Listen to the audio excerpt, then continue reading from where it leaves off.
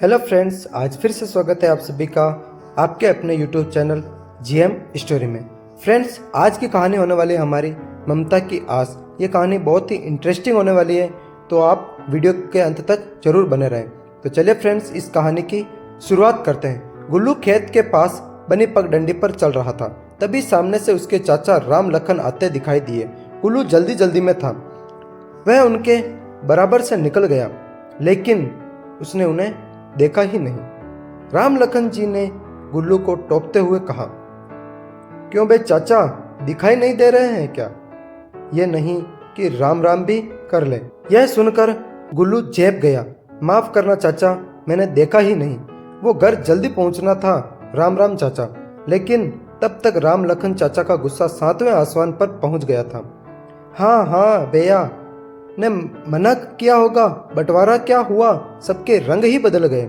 गुल्लू बिना कुछ बोले आगे बढ़ गया।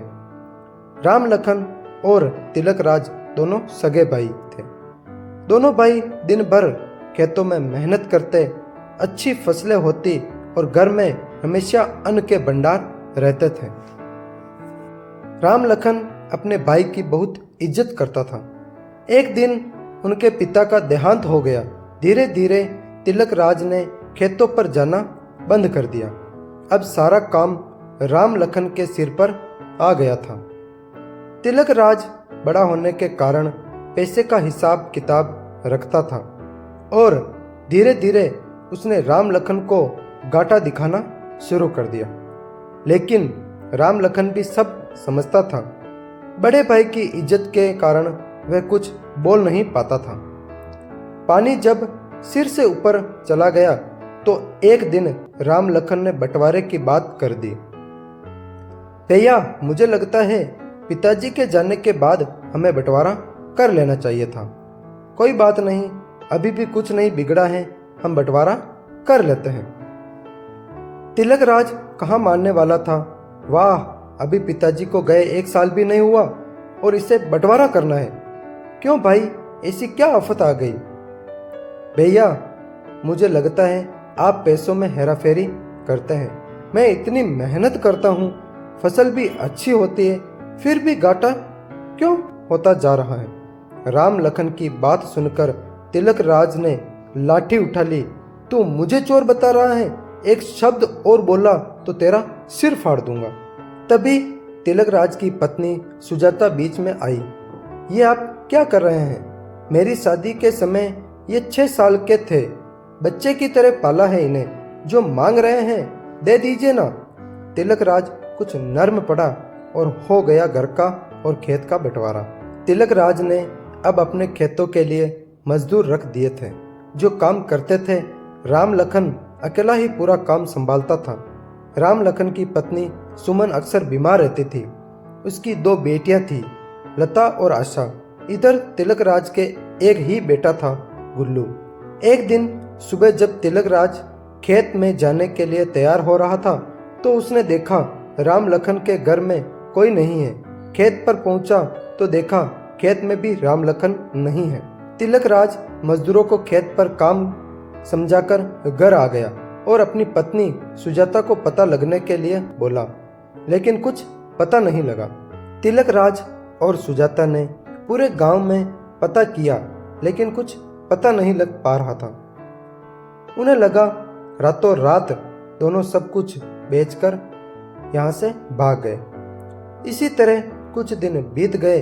एक दिन राम लखन अपनी 2 बेटियों के साथ वापस आया। सुजाता ने जाकर पूछा, क्या हुआ भैया, कहाँ चले गए थे? और सुमन कहाँ है? यह सुनकर दोनों बेटियां अपनी ताई से लिपटकर रोने लगी। ताई जी, माँ हमें छोड़कर चली गई हैं। यह सुनकर सुजाता का कलेजा धक से बैठ गया। उसने राम लखन की ओर देखा। वह रोते हुए बोला, भाई, उसकी बीमारी उसे खा गई। शहर के बड़े अस्पताल में भर्ती कराया, लेकिन उसे बचा न सका। यह कहकर वह फूट फूट कर रोने लगा। सुजाता जड़ से बाहर गई और गुल्लू को अपने पिता को बुलाने भेजा। गुल्लू खेत पर पहुंचा। पिताजी, माँ और चाचा दोनों रो रहे हैं, जल्दी चलो। तिलक राज तेजी से घर की ओर चल दिया। घर आकर पूरी बात को समझा राम लखन को गले लगाया और बोले, चिंता मत कर, मैं हमेशा तेरे साथ हूँ। सुजाता ने दोनों बेटियों को संभाला। 13वीं के बाद सभी मेहमान जाने लगे तो तिलक राज ने सबको रोका और कहा, मुझे कुछ बात करनी है। मैं चाहता हूँ कि हमने जो बंटवारा किया था उसे रद्द कर दें। मैं अपने भाई को ऐसे नहीं देख सकता हूँ। राम लखन, तू सारा काम संभाल ले, सारे पैसे भी रख ले। तेरी दोनों बेटियों की शादी हम मिलकर करेंगे।